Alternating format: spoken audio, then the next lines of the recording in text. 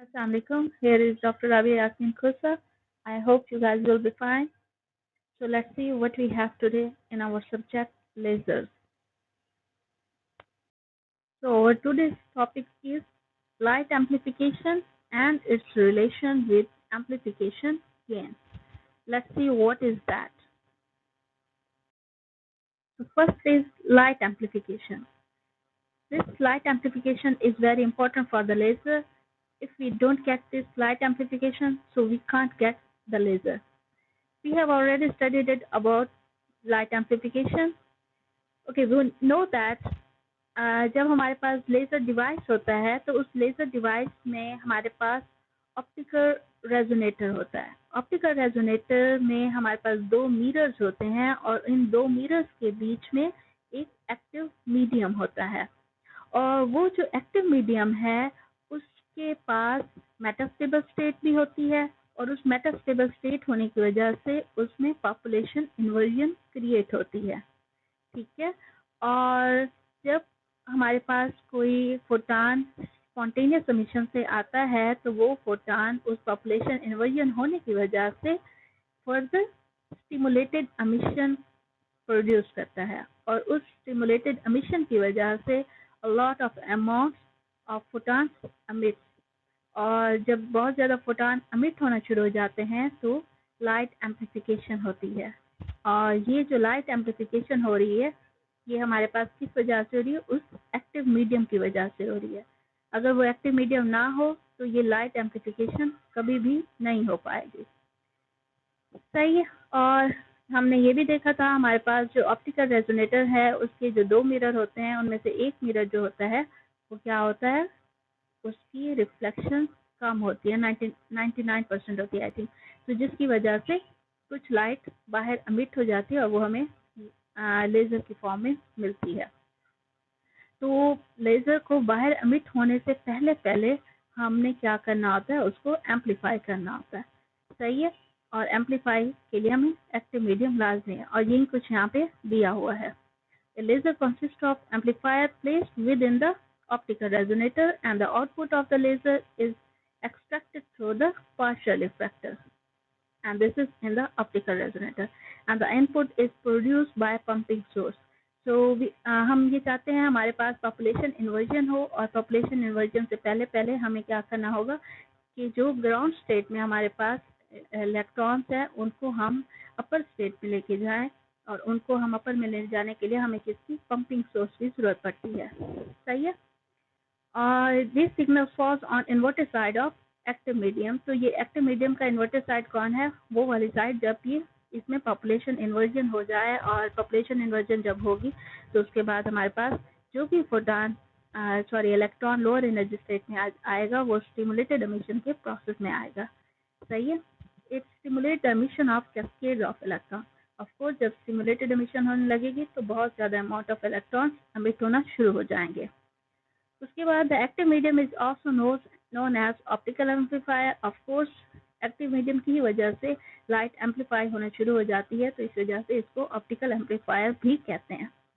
Light emitting from amplifier is called amplified output because इस active medium की वजह से और इसमें स्टिमुलेटेड एमिशन होने की वजह से फोटान की अमाउंट इंक्रीज होती जाती है और जब वो लाइट बाहर निकलती है उसको लेजर और उसको या एम्पलीफाइड आउटपुट भी हम उसको कहते हैं। So all that things we can see again over here in a form of diagram. ये हमारे पास ऑप्टिकल रेजोनेटर है। इस ऑप्टिकल रेजोनेटर में हमारे पास दो मिरर हैं। एक हमारा क्या है, मिरर हाईली रिफ्लेक्टिव है और दूसरा क्या है, पार्शियल रिफ्लेक्टिव है। तो इस जो रेजोनेटर है इसके बीच में हमारे पास गेन मीडियम है या एक्टिव मीडियम आप इसको कह सकते हैं। और इस मीडियम को सबसे पहले हमने एक्टिव करना है और एक्टिव करने के लिए हमें क्या करने की ज़रूरत है, हमें पंपिंग, हम एक्सटर्नल सोर्स से इसको एक्साइट करते हैं। जब ये अपर लेवल में एक्साइट हो जाएंगे और उसके बाद हमारे पास क्या हो जाएगी, इस एक्टिव मीडियम में हमारे पास मेटास्टेबल स्टेट है और इस मेटास्टेबल स्टेट में क्या होगी, पॉपुलेशन इन्वर्जन अटेन होगी। पॉपुलेशन इन्वर्जन अटेन होने के बाद जब पहले पहले हमारे पास स्पॉन्टेनियस एमिशन होगी तो स्पॉन्टेनियस एमिशन में हमने देखा था हमारे फोटान और डायरेक्शन में मूव करते हैं। तो इसी वजह से ये वाले जो फोटॉन यहाँ पे दिखाई दे रहे हैं ये क्या है, स्पॉन्टेनियस एमिशन की वजह से हैं और ये और डायरेक्शन में मूव आउट हो रहे हैं। लेकिन ये हमारे लिए लेजर के लिए इतने यूजफुल नहीं। ऑफकोर्स ये यूजफुल है फॉर द स्टिमुलेटेड एमिशन के लिए, लेकिन ये और डायरेक्शन में जाते हैं तो ये आउटपुट ऑफ द लेजर नहीं है।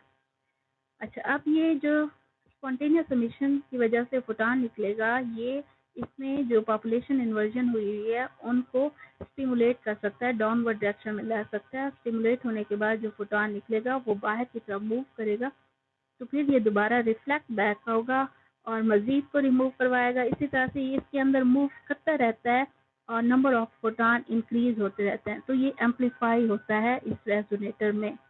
ठीक है, और एम्पलीफाई होने के बाद कुछ जो इस मिरर है इससे बाहर निकलते हैं और उनको हम लेजर बीम कहते हैं। सही है, तो ये सारी एक्सप्लेनेशन है इस लेजर की, ये किस तरह से इसको एम्पलीफाई करते हैं और किस तरह से ये सारा प्रोसेस होता है। अगर आपको इसमें से कोई भी चीज समझना है आप मुझसे पूछ सकते हैं। Now here we have amplification gain. So what is amplification gain? Amplification gain is a fractional change in intensity per unit propagation distance in active medium. So this fractional change in intensity, this change should be positive, not a negative one, because we want laser, and laser is only possible by amplification. तो अगर हमारे पास laser जो light photon enter हुए हैं active medium में, अगर वो absorb हो जाएं तो वो लॉस होगा, और अगर ये एम्पलीफाई हो जाए बाय स्टिमुलेटेड एमिशन से तो वो हमारा गेन होगा, और हम चाहते हैं हमारा गेन ग्रेटर होना चाहिए लॉस से, तो इसीलिए हमारा जो एम्पलीफिकेशन गेन होना चाहिए हमें। ठीक है, तो gain in the respect of amplification, और वो हमारा जो फोटॉन है एक्टिव मीडियम में जितना भी डिस्टेंस कवर करे, उस डिस्टेंस कवर करने के दौरान उसकी जो इंटेंसिटी हो वो पॉजिटिव चेंज उसमें आए, उसको हम कहेंगे एम्पलीफिकेशन गेन।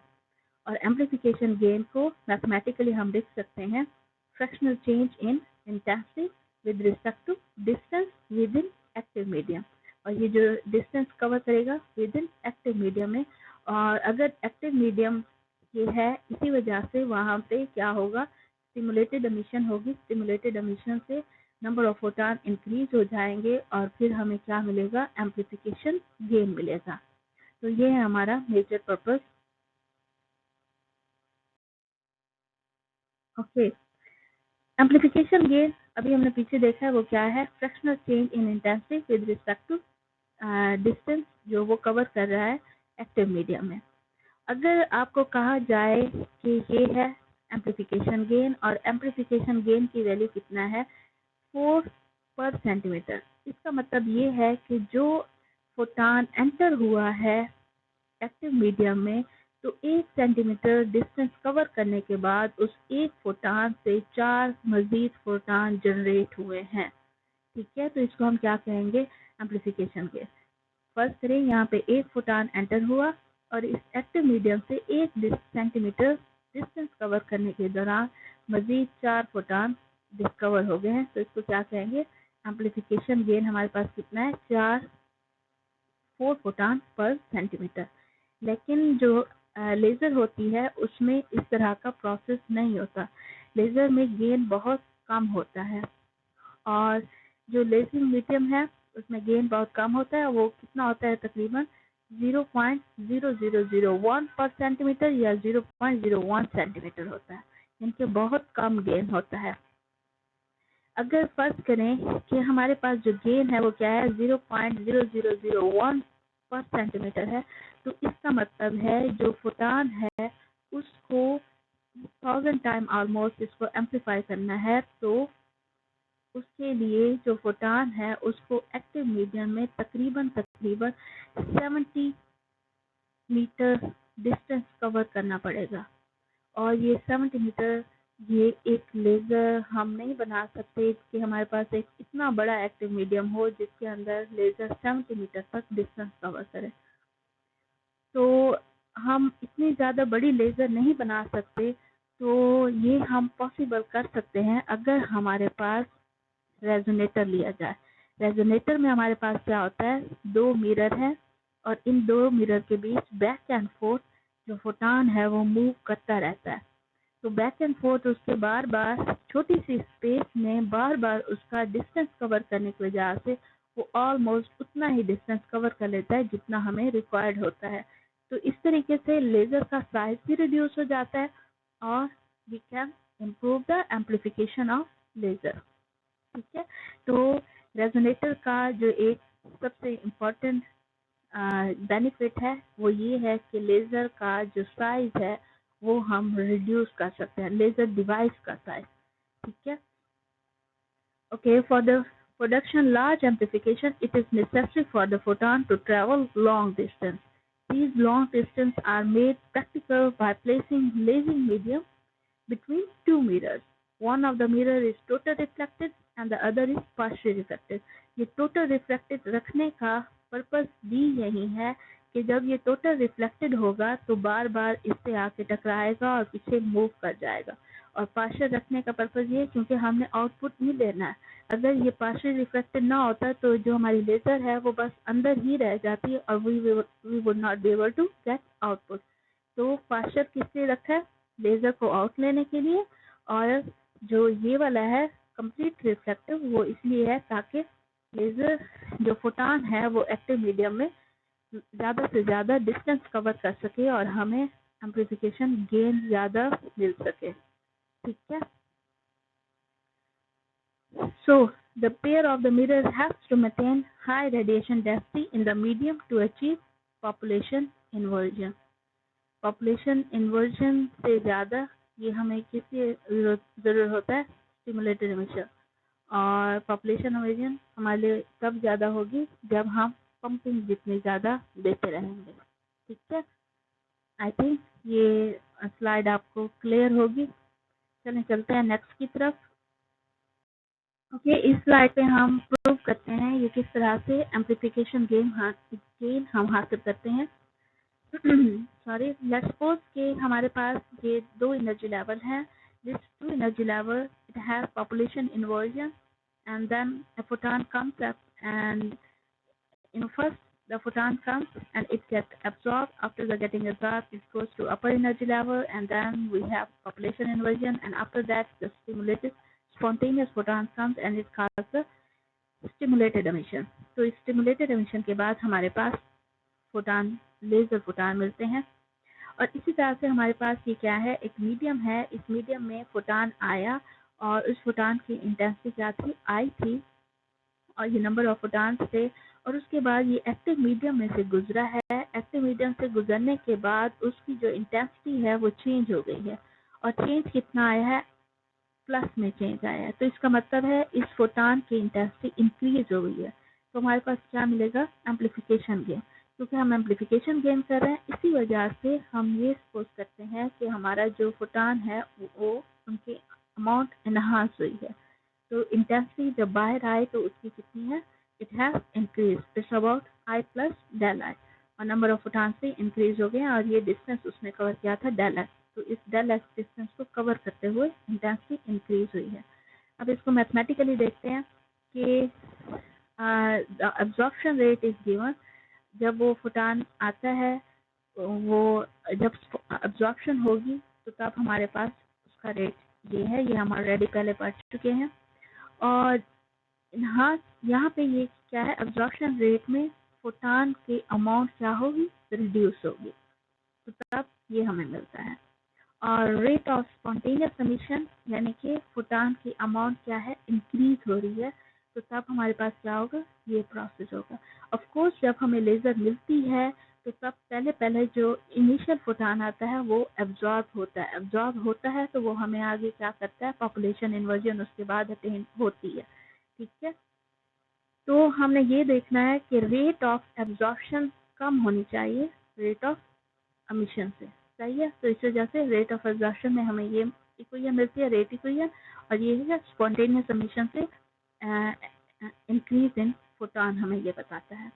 तो टोटल चेंज हमने देखना है कि ये कितना है। टोटल चेंज में हम क्या करेंगे, हमारे पास चाहिए एम्प्लीफिकेशन। तो एम्प्लीफिकेशन के लिए क्या चाहिए, stimulated emission should be greater than absorption.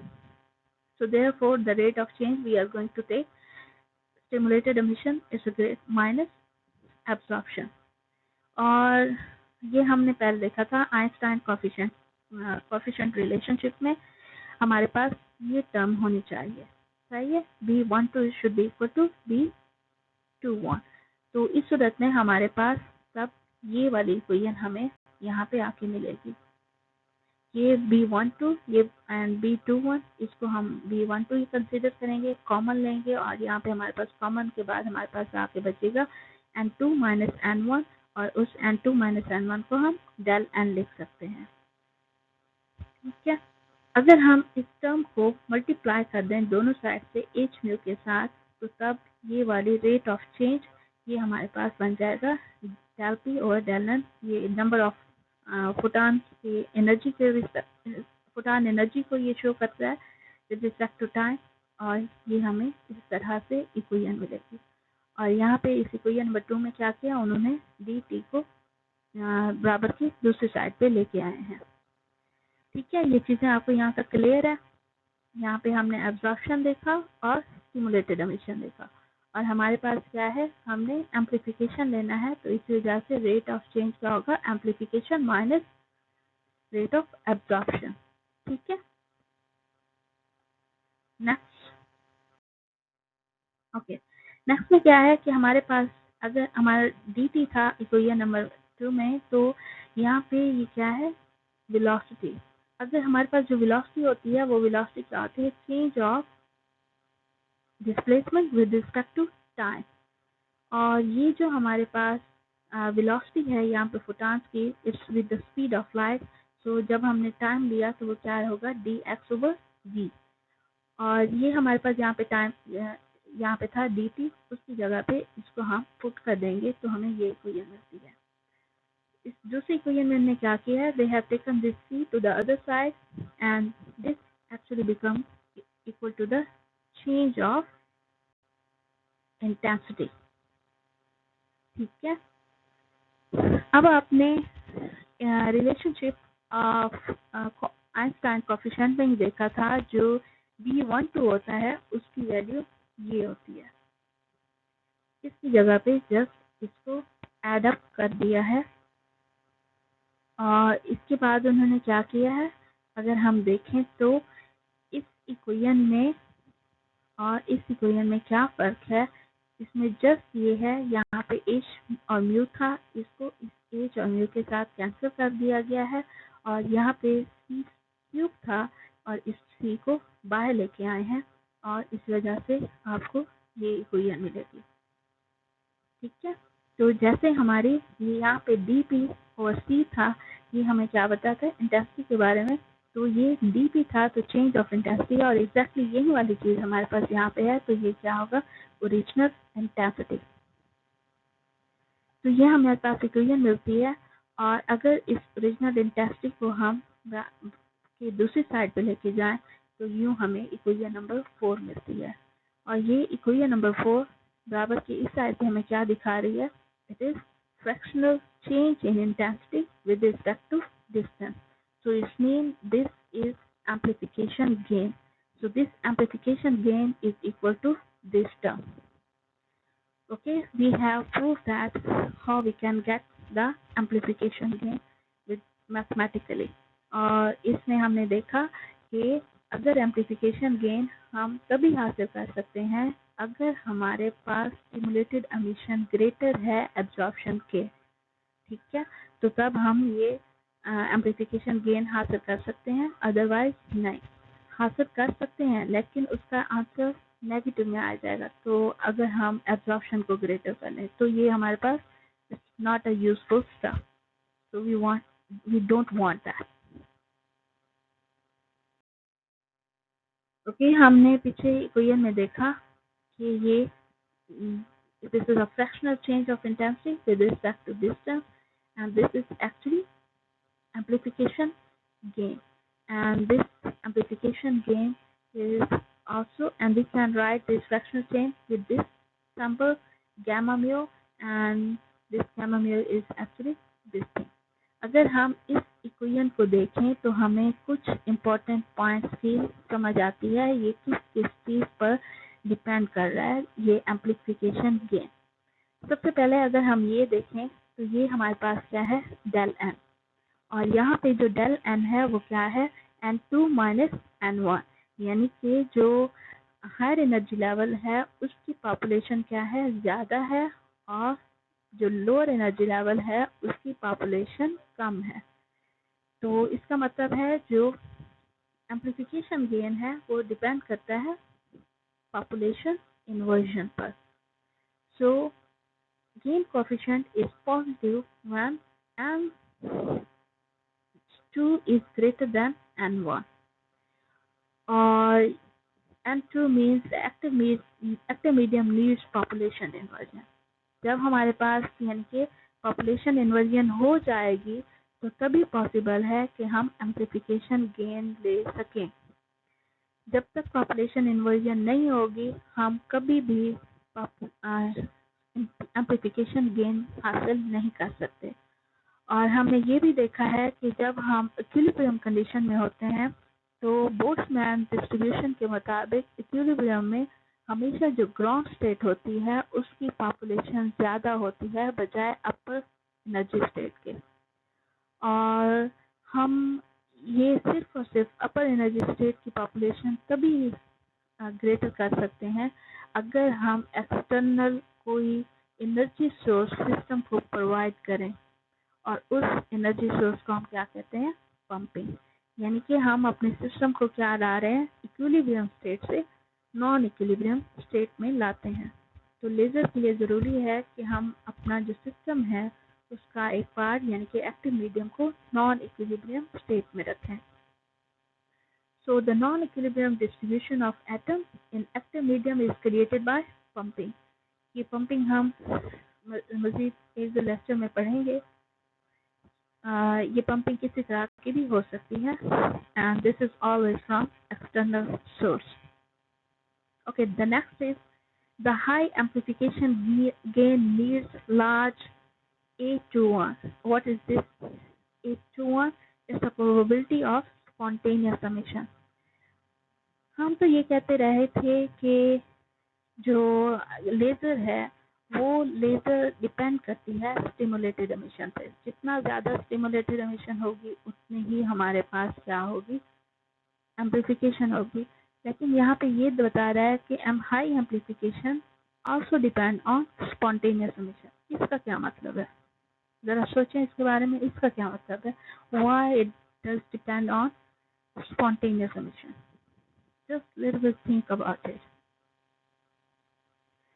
Okay, ये स्पॉन्टेनियस एमिशन पे क्यों डिपेंड कर रहा है, क्योंकि जब तक इनिशियली स्पॉन्टेनियस एमिशन नहीं होगी तब तक आप लोगों को स्टिमुलेटेड एमिशन नहीं मिलती। ठीक है, तो इसी वजह से जितनी प्रोबेबिलिटी ऑफ स्पॉन्टेनियस एमिशन की होगी फिर उसके बाद फर्दर उतनी ज़्यादा स्टिमुलेटेड एमिशन की प्रोबेबिलिटी इंक्रीज होती जाती है। So therefore high amplification gain needs large probability of spontaneous emission। ठीक है, और तीसरी चीज जो यहाँ पे देखी गई है, एक तो ये पॉपुलेशन इन्वर्जन पे डिपेंड करता है, दूसरा probability of spontaneous emission पे, and the third thing is shorter frequency gives higher value of amplification gain। This is the frequency। ठीक है, तो यहाँ पे ये स्केयर में है, तो शॉर्टर का जब जितना ज़्यादा स्केयर होगी वो उतनी ज़्यादा बड़ी होती जाएगी। तो हमारे पास जितनी ये फ्रीक्वेंसी कम होगी उतनी ज़्यादा हमारे पास एम्प्लीफिकेशन गेन ज़्यादा होती जाएगी। ठीक है, तो ये हमारे पास शॉर्टर फ्रीक्वेंसी पे हमें हाई एम्प्लीफिकेशन गेन मिलता है। Okay, so if you are not clear to this thing, you can ask me, I'm here। So the next here we again have the fractional change of intensity with respect to distance। We call it amplification gain। और अगर हम ये जो term है fractional change of intensity, इसको बराबर के एक साइड पे ले आए तो हमारे पास ये चीज मिलती है। अगर हमने टोटल इंटेंसिटी फाइंड आउट करनी हो, वो वाली टोटल इंटेंसिटी जो सॉरी एक्टिव मीडियम से आउटपुट में मिलती है, तो वो किस तरह से उसकी वैल्यू हम फाइंड आउट कर सकते हैं और उसकी क्या वैल्यू होगी। ये बिल्कुल ऐसे ही है जैसे हमने लास्ट टाइम एब्जॉर्प्शन में देखा था। उसमें हमारे पास जो फाइनल आउटपुट इंटेंसिटी मिलती थी उसकी वैल्यू नेगेटिव में आती थी क्योंकि वो फोटोन एब्जॉर्ब हो जाता था। इस टाइम हमें जो आउटपुट इंटेंसिटी मिलनी चाहिए वो हमें पॉजिटिव में मिलनी चाहिए, क्योंकि अगर एम्प्लीफिकेशन हो रही है तो पॉजिटिव में होना चाहिए। चलिए इसको देखते हैं मैथमेटिकली क्या ये वाकई पॉजिटिव में आती है या नहीं आती। So what we have over here, if I go on this side, so just I took exactly this equation, just I take the integral. तो इंटीग्रल लेने के बाद क्या हुआ, यहाँ पे हमारे पास change of intensity with respect to intensity है, तो आपको पता है मैथ में इसका क्या आएगा, नेचुरल लॉग आएगा। और यहाँ पे gamma u is just gain amplification, it's a constant stuff, it will come out and we will take the integral of dx. तो इसका इंटीग्रल क्या होगा, जस्ट सिंपल x। और अगर ये हमारी change of intensity with respect to initial to final देख रहे हैं तो लिमिट उसी के रिस्पेक्ट से होगी। और अगर हमारा ऑब्जेक्ट एक मीडियम है, जिस एक्टिव मीडियम है और उसकी length it is from 0 to x, so we will take the limit from 0 to x1. So we have that stuff over here. Just you will open the limit and you will get like this. It's so easy. तो हमारे पास math में ये होता है integral, अगर natural log अगर जो उसकी टर्म्स है नेगेटिव में हो तो उनको हम डिवीजन में लिख सकते हैं। They have done this thing over here. Okay, they have brought this integral one to the other side, so natural one to the other, so it will become exponential stuff. So in exponential you can see this exponential is a positive thing. So it means that जब हमारे पास active medium से जो photon की intensity मिलती है वो intensity क्या है, एनहांस हो चुकी है। और उसमें एनहांस कितना आया है इनिशियल में, वो इस एक्सपोनेंशियल एनहांस आता है। ठीक है, तो आपने कुछ भी देखा होगा प्रीवियस लेक्चर में हमारे पास क्या होता है, जब एक फोटोन आता है तो जब वो सिस्टम को स्टिमुलेटेड एमिशन होती है तो हमारे पास 2 फोटोन मिलते हैं, फिर 2 से 4, इसी तरह से ये एनहांस होता जाता है। और ये जो एनहांस है क्या है, लीनियर एनहांस नहीं है, ये एक्सपोनेंशियल एनहांस है। So we have proved over here that in by the case of amplification we can enhance the intensity of photons, and this enhance is exponential enhance. So this term is positive. Okay, indefinite increase of gain is unphysical. तो basically इस type का increase जो बहुत ज़्यादा enhance होता जाए, ये क्या होता है, ये फिजिकली हम गेन इस तरह का हासिल कर नहीं सकते। और ऑफ कोर्स थोड़ा बहुत हमारी गेन जो हम प्रैक्टिकली जो हमारे पास जो लेजर मिलती है मैथमेटिकली ये हमें बता रहा है कि एनहांस आ रहा है, लेकिन एक्सपेरिमेंटली इसकी वैल्यू इससे थोड़ी कम ही होती है। वो ऑफ कोर्स कुछ ना कुछ लॉस हो जाता है रिफ्लेक्शन में और दूसरी स्टफ से। Okay, in practice del and decreases with the passage of time. Of course जब हमारे पास अपर एनर्जी लेवल में हम पॉपुलेशन इन्वर्जन गेन करते हैं, लेकिन पॉपुलेशन इन्वर्जन का मतलब ये नहीं है हमेशा जो हमारी अपर एनर्जी स्टेट है उस पर फोटॉन वहाँ पे रहेंगे, क्योंकि जब पॉपुलेशन इन्वर्जन गेन हो जाती है उसके बाद स्टिमुलेटेड एमिशन प्रोसेस होता है। स्टिमुलेटेड एमिशन में हमारा फोटॉन उस पॉपुलेटेड लेवल से लोअर ग्राउंड स्टेट में आना शुरू हो जाता है। जब वो लोअर एनर्जी स्टेट में आना शुरू हो जाता है तो ऑफकोर्स ऊपर एनर्जी लेवल पे पॉपुलेशन डिक्रीज होना शुरू हो जाती है, और ये हम कभी भी कम्प्लीटली उसको ऑक्यूपाई नहीं कर सकते। तो इसको कम्प्लीटली ऑक्यूपाई करने के लिए हमें बार बार पंपिंग करवानी होगी, ताकि हमारे बार बार जो नीचे से फोटॉन है वो इलेक्ट्रॉन है वो ऊपर की तरफ चले जाए और हमेशा पॉपुलेशन इन्वर्जन हम हासिल कर सकें। ठीक है, next is pumping is required to decrease del M. तो इनकी जो पॉपुलेशन का डिफरेंस है, यानी कि डेल एम जो population in upper energy level है, उसको हमेशा कायम करने के लिए हमें बहुत ज़्यादा पंपिंग की ज़रूरत रहती है। ऑल्दो एम्प्लीफिकेशन गेन इंक्रीज होता है, लेकिन उसको गेन को हासिल करने के लिए हमें काफ़ी ज़्यादा एफर्ट करनी पड़ती है, और वो एफर्ट किस रिस्पेक्ट से है? पंपिंग के रिस्पेक्ट से। Is it clear to you guys? I hope it is. Okay, the next is gain cross section. ये है हमारे पास गेन कोफिशिएंट, ये हम ऑलरेडी पीछे देख चुके हैं, और इसमें से ये वाली जो टर्म है ये क्या है? पॉपुलेशन इन्वर्जन है, और ये वाली जो टर्म है ये हमें बता रही है इंसिडेंट फोटॉन की फ्रीक्वेंसी, और दूसरा मोस्ट इम्पॉर्टेंटली स्पॉन्टेनियस एमिशन की प्रोबेबिलिटी। और ये वाला जो सेक्शन है, इस सेक्शन को हम गेन क्रॉस सेक्शन भी कह सकते हैं, ठीक है। तो इसीलिए इस गेन क्रॉस सेक्शन को उन्होंने इस फॉर्म में लिखा है। So this is the gain cross section, and the gain cross section contains single atom properties. It is effective absorption area of atom, ठीक है। तो इसमें प्रोबेबिलिटी ये भी है कि हमारा जो है फोटॉन एब्जॉर्ब हो जाए, और सो देयरफॉर इसको हम गेन क्रॉस सेक्शन भी कहते हैं। तो मोस्टली हमारे पास जो बेस्ट थिंग है, पॉपुलेशन इमर्जेंस ज़्यादा होनी चाहिए, ठीक है। I think this is clear to you guys.